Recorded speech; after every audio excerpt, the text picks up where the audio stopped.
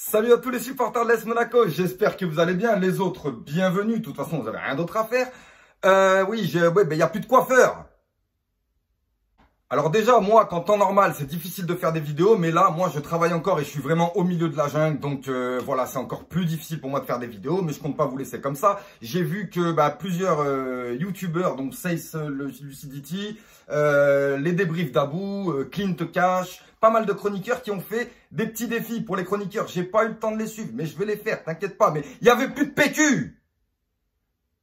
Donc à la fin de cette vidéo, je vais faire mon petit défi de jungle. Et puis je tiens quand même à vous dire une chose, c'est que voilà, il y a quand même pas mal de personnes qui ont décidé de faire le choix de vivre de YouTube. Donc il est difficile pour eux en ce moment de faire quelque chose, surtout quand ils avaient un thème ou un sujet qui concernait le cinéma, le foot ou autre chose. Ça devient de plus en plus difficile avec ce confinement. Mais voilà, j'estime que, je sais que nous sommes des fans qui bossons pour les fans, c'est-à-dire pour vous les gars. Donc si vous pouvez aider certains youtubeurs qui ont choisi de vivre de ça, ce serait pas de refus parce que voilà, comme je vous le dis, on est des fans qui bossent pour les fans et on l'a toujours fait pour vous et on n'a jamais rien demandé et c'est bien. Moi, ça me concerne pas, je travaille encore, mais il y en a qui ont vraiment besoin d'aide à ce niveau-là. Donc, si vous avez les moyens de pouvoir aider, faites-le. Si vous ne pouvez pas, ne le faites pas. Mais après, voilà, bien sûr, il y a d'autres causes beaucoup plus importantes et je tiens quand même à souligner ça pour nous youtubeurs.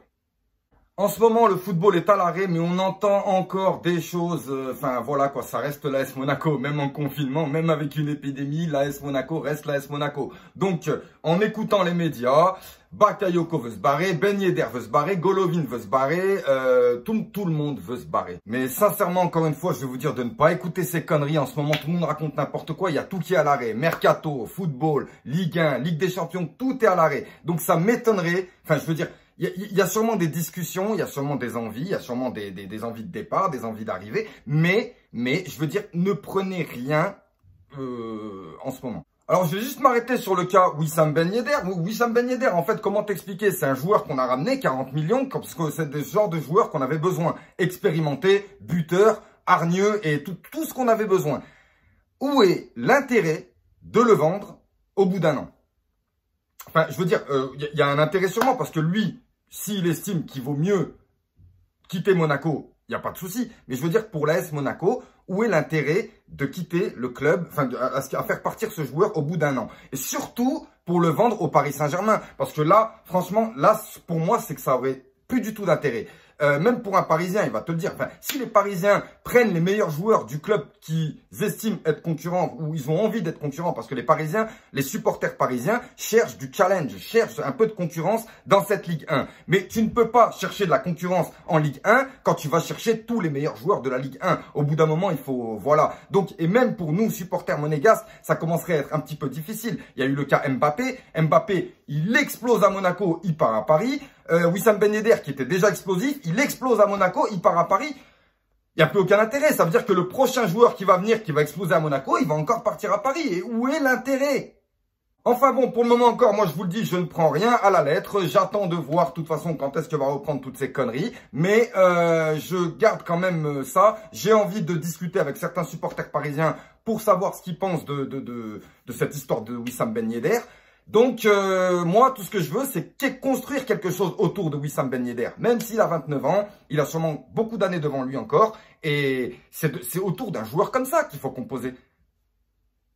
Enfin bon, après, moi, je suis pas dirigeant, je suis pas entraîneur, je vois juste les choses telles qu'elles le sont et je l'ai dit et voilà. Donc les gars, je vais vous faire quelques vidéos quand même, mais si vous avez des questions, des choses sur lesquelles vous avez envie, que ce soit foot ou hors foot, hein, si vous avez des questions, des choses sur lesquelles vous voulez que je réagisse, n'hésitez pas à me le mettre en commentaire et puis je vais faire ce qui est en mon pouvoir, voilà. Donc c'est parti pour le défi jongle. Donc Aux Venom, Sace Lucidity, Abou Débrief, Clint Cash, je crois qu'ils ont tous fait les 10. Donc, on va essayer. C'est parti pour le défi, les gars.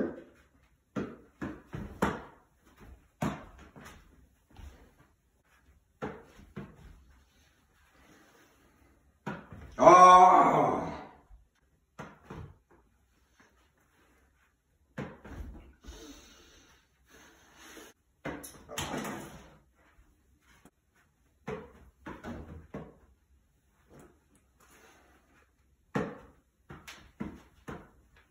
Ah!